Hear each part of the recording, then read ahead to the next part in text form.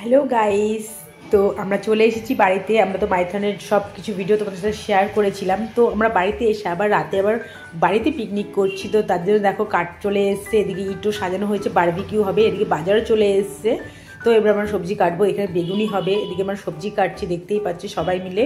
তো একসাথে সব পিকনিক করার মজাটাই খুব আলাদা। তো তোমরা কারা কারা শীতে করেছো পিকনিক আমাকে অবশ্যই কমেন্টে জানিও। দেখো এখানে সবাই ফ্যামিলি আছে, মামা শ্বশুরের বাড়ি, মাসি শ্বশুরের বাড়ি, সবাই ফ্যামিলিতে আছে। এদিকে মাংসের আলু কেটে নিয়েছি, স্যালাড কাটছি। এদিকে আমার বর, তোমাদের দাদা ভাই এখানে মাংস ভাগ করছে। মেয়ে মাছ খাবে বলে মাছ নিয়ে এসছে, ও তো মাংস খায় না। এদিকে আমার শ্বশুর কাঠগুলো পাহারা দিচ্ছে। তো এদিকে দেখো কাটাকুটি অনেকটা প্রায় কমপ্লিট হয়ে গেছে, এবার রান্না বসাবে। এদিকে আমার শাশুড়ি বসে বসে সবার সাথে গল্প করছে, দেখতেই পাচ্ছ অনেকদিন পরে সবাইকে একসাথে পেয়েছে। আমাদের দাদা ভাই অনেক কাজ করছে, মাংস ছাড়াচ্ছে, বারবিকিউ হবে, তার জন্য চিকেন আলাদা করছে। মেয়ে মাংস খাবে না বলে মাছ এনেছে, তো মাছ ভাজা হবে মেয়ের জন্য।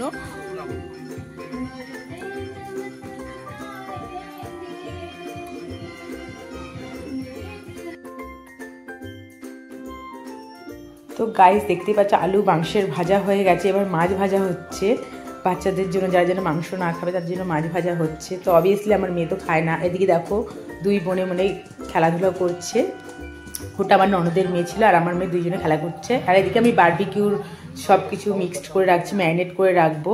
তো দেখো আরেকজন ব্লগার আমার কাছে জানতে আসবে যে বারবিকিউতে আমি কী কী দিয়েছি, সেগুলো জানতে আসবে, ও নিয়েই চলে আসবে। এটা আমার ছোটো ননদ হয়। বলো কি কি দিয়েছো? এটা হচ্ছে বারবিকিউ বানানোর জন্য। মিথ্যা কথা বলতে হবে। তন্দুরির মশলা, আরে বলো তুমি।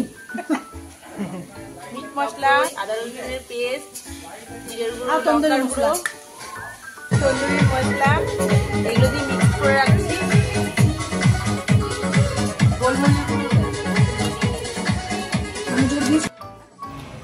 তো কি কি লাগছে সেগুলো ভিডিও করছে। তো ওরও একটা চ্যানেল আছে, সেটা তোমাদের সাথে পরে আমি শেয়ার করে দেবো ওর চ্যানেলটার নাম, ঠিক আছে? ও শুধু কুকিংয়েরই সব কিছু দেয়। তো দেখো আমার ম্যারিনেট কাছাকাছি প্রায় হয়ে এসেছে। তো আর এখানে আরেকজন আমার ননদের মেয়ে, ও বলে মামি আমাকে একটু দাও, আমি একটু নাড়াচাড়া দিই। তো ও একটু মজা পেয়েছিল নাড়াচাড়া দিয়ে। তো সারাদিন আমরা মাইথনে ঘুরে আবার বাড়িতে এসে এত ভালো একটা সময় কাটাবো আমি বুঝতে পারিনি। আমার তো দারুণ লাগছিল। মানে কদিন আমরা গেছিলাম অন্নপ্রাশনের জন্য, রাইস সেরিমনির জন্য। তো এত কিছু আমরা করে এসেছি 4-5 দিনে, তো অবাক কাণ্ড। দেখো এদিকে আমার ননদের মেয়ে, ও মাংস মাখাচ্ছে। আবার এদিকে ধনেপাতা চাটনিও আমি করছি। তো বারবিকিউ চিকেন দিয়ে ধনেপাতা চাটনি কিন্তু খুব ভালো লাগে। তো তোমরা কাদের ভালো লাগে বারবিকিউ চিকেনের সাথে ধনেপাতা চাটনি অবশ্যই আমাকে কমেন্ট করো। আর আমার চ্যানেলটা যদি তোমরা ভালো লেগে থাকে তাহলে প্লিজ একটা লাইক কমেন্ট একটা শেয়ার করে দিও। তো চলো আমরা আবার রেডি করে নিই। এদিকে মামা শ্বশুর রান্নাটা খুব ভালোই পারে, তাই মামা শ্বশুরকেই মাংস রান্নার দায়িত্বটা দেওয়া হলো। মাংস কেন, সব কিছুই মামা শ্বশুরই রান্না করেছে, বড় মামা শ্বশুর রান্না করেছে। এদিকে বড় মামা শ্বশুরের এটা বড় মেয়ে, তো বারবিকিউ চিকেনটা বানাবে বলে সব গ্রিল করা হচ্ছে। তার আগে একটা জিনিস দেখো, তোমাদের দাদাভাই আর আমার ছোটো মামা শ্বশুর মিলে ইটের মধ্যে এত পেট্রোল ঢেলেছে যে ধোয়াতে ধোয়া হচ্ছে আর আগুনে আগুন। বারবিকিউ কী করে হবে সেটাই বোঝা যাচ্ছিল না।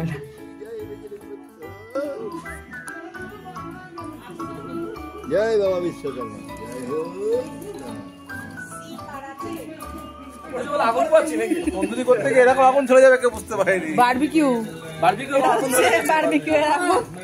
এখনো পর্যন্ত ধরেই যাচ্ছে। না ধরতে দে না,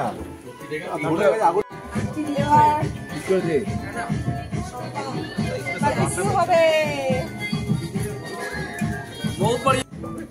এখন ঘোড়া ঘোড়া ঘোড়া ঘোড়া না, বাটারটা দে, বাটারটা দে দিচ্ছে আনতে হবে।